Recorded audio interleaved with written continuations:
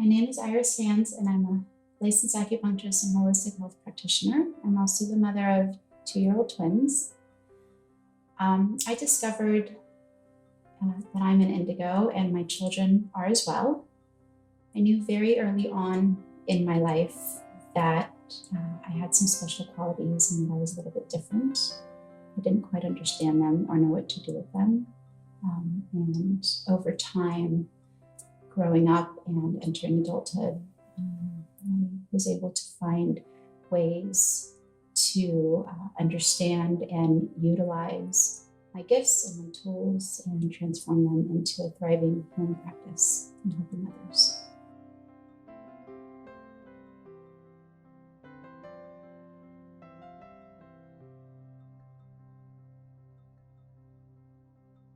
Growing up as an Indigo child, the things that were the most challenging for me were feeling and seeing so much and not knowing what to do with it, not knowing how to channel it.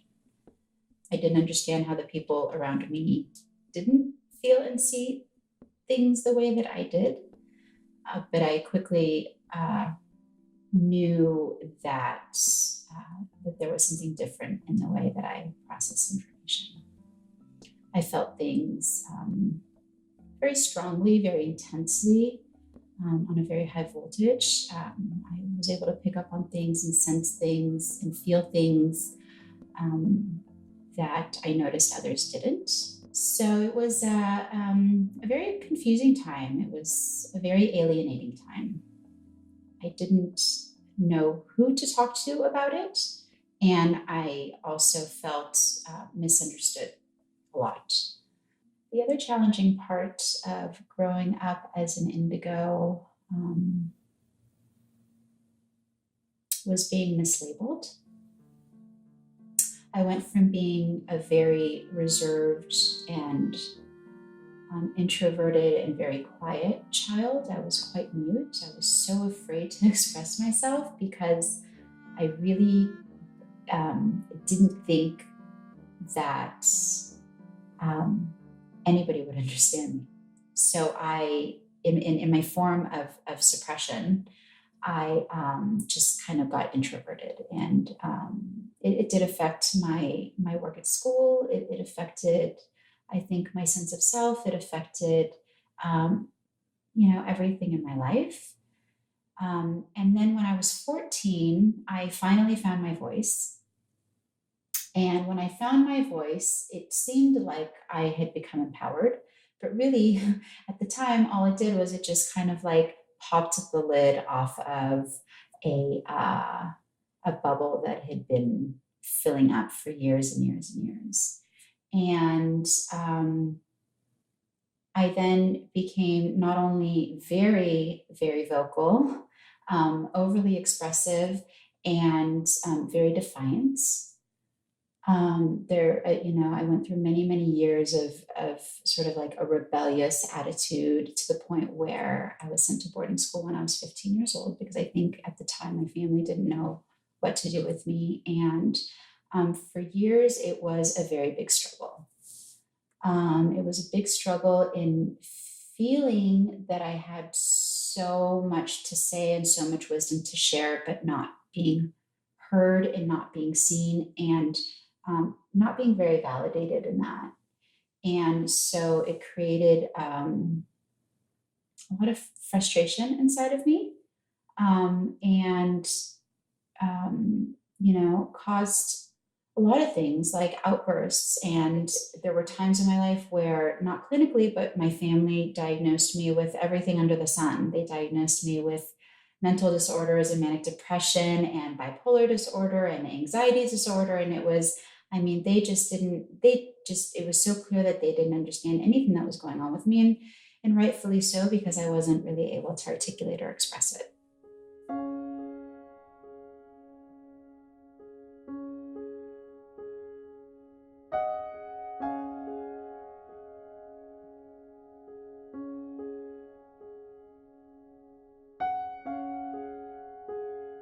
So I developed a coping mechanism actually as a child in suppressing my Indigo qualities, which I found to be very, very difficult, because when you feel things innately and you suppress them, then it creates a lot of disconnect. So in trying to suppress what I was feeling and what I was seeing, I found a way, the only way at the time as a child, to maintain sort of my Indigo qualities was to create actually imaginary friends. And so I had an imaginary older brother and an imaginary older sister. And only later in life actually learned that my mother had miscarried a boy and girl before I was born. And my imaginary sister, she and I had healing powers, and we flew all over the world and we healed people. And my brother, he was just a wise sage, and he used to sit down with me and I would say to him, please explain to me things that I don't understand. So from a very young age, I think I knew my purpose and my path very, very early on. And I ended up obviously following that path and building a whole career on holistic health and healing, and the healing work that I do today. I think it is so important for indigos, crystals, rainbows, anybody with gifted attributes to find within themselves their purpose. And when I was young, I knew that I had a purpose, but I didn't know what to do with it. When I was a child, I imagined flying around the world and healing people, but I wasn't actually doing it. I don't think I was. And then, it then evolved when I found my purpose later on, and I made it a very conscious and conscientious choice to find my purpose and my dharma. I knew when I was 17, 18 years old that I was meant to do something very specific and very important, but I had yet to find out what that was. And I moved to Northern California to be in a more natural environment. Being in nature was always very important to me. That was when I was 18 years old. And by the time I was 19, I embarked upon an outdoor education program, and for 3 months lived out in the wilderness with a small group of people. I shaved my head and I went into the wild. And the purpose for me was to find my purpose. I had been jumping from major to major. I just felt deep down inside of me that there was something so specific I needed to do, but I just couldn't find what it was. So I knew that nature was going to help me find my answers.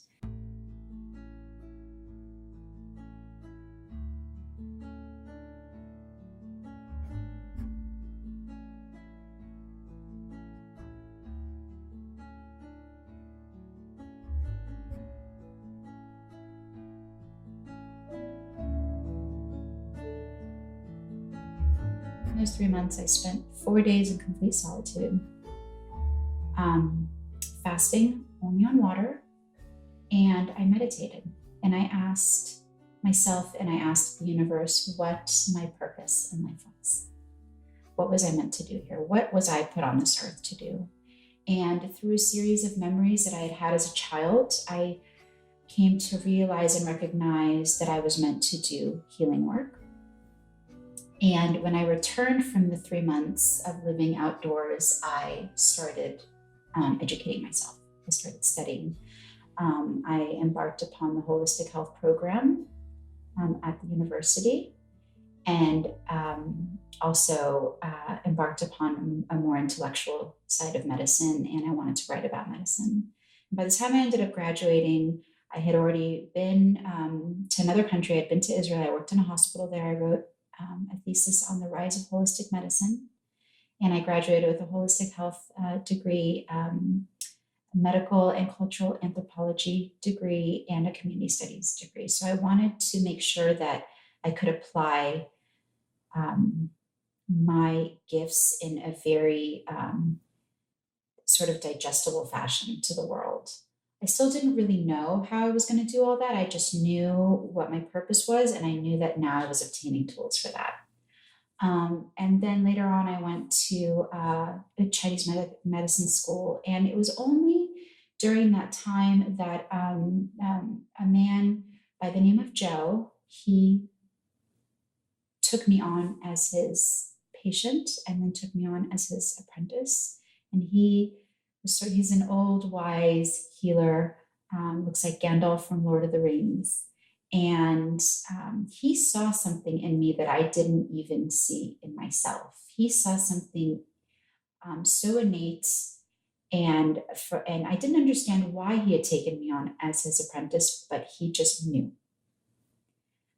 And then one day he ended up leaving California and moving to Finland, and he handed over his entire practice to me. And here I was stepping in this wise man's shoes. As a healer, I have a lot of feeling in my hands. Everything that I see in people's bodies transfers through my hands. And I'm able to not only feel what other people feel, their emotions, their pain, their grief, their fears, but also the stagnation in their bodies, where it's located. And I'm able to assist the body in relieving stagnation, pain, through a form of channeling.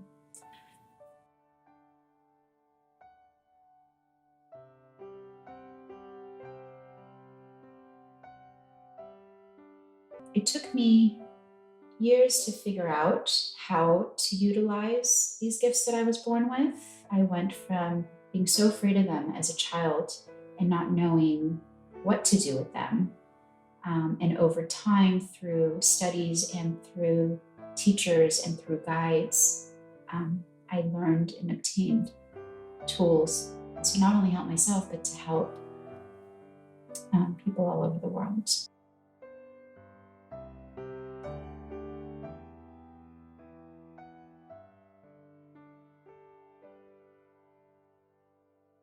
Even though I have, multiple degrees, the work that I actually do with my patients in our healing room behind closed doors is not necessarily what I learned in school.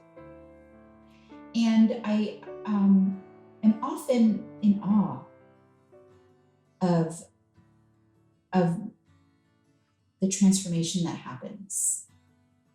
Because I do get some cases that I've never been taught how to do certain things, but somehow I just know how to do them. When that happens, no matter how many times it happens, I'm always still amazed. As a family, there's been so much growth through this process. After so many years of protesting that I didn't have some kind of mental emotional disorder, there's been such a shift in our family dynamic. Everyone in my family has been on my healing table, so they know in practice how I execute what I've been born with, but then also in our private and personal life. They also understand that those qualities make me a little bit different, and they accept me for who I am versus trying to change me into somebody that I'm not.